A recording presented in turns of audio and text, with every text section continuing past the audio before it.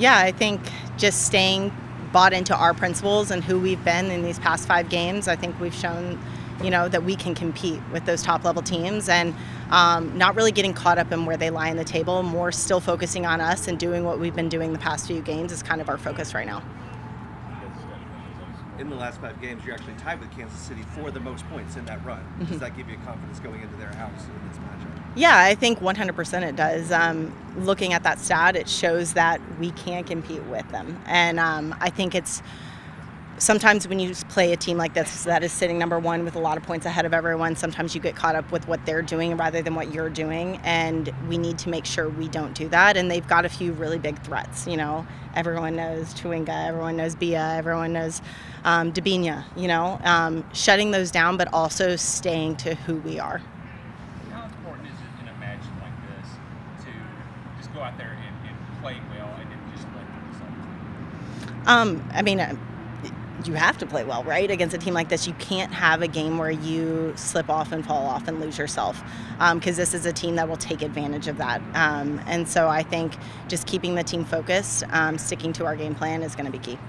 How do you defend against players like Chewinga? Don't give her space.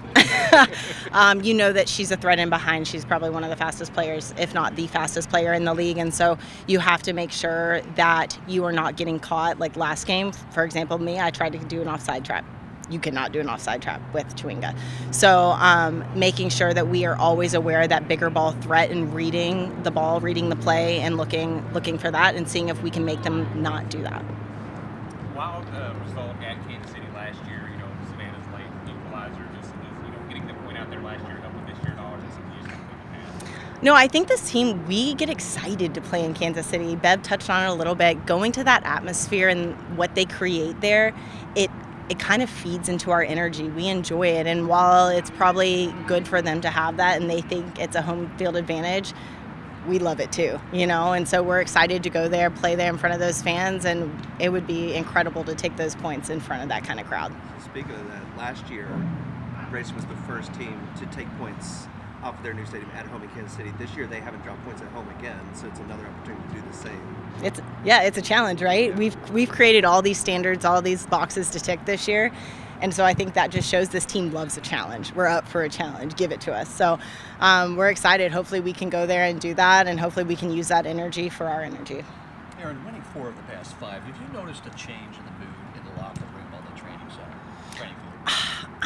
Yeah, everyone's excited. Everyone's feeling good. Whenever you're winning, everyone's feeling good, right? But I think the mood this whole season has been different. This team has really bought into the style of play that we are playing. From 1 to, 26, 27 on the roster. Everyone is enjoying the style of play. They feel like they are thriving individually and collectively as a team. And I think when you have that and everything is firing on all cylinders, you get a team that produces like we're producing right now. And obviously that leads to a great locker room environment. So I think it's been great and everyone's loving their time here right now.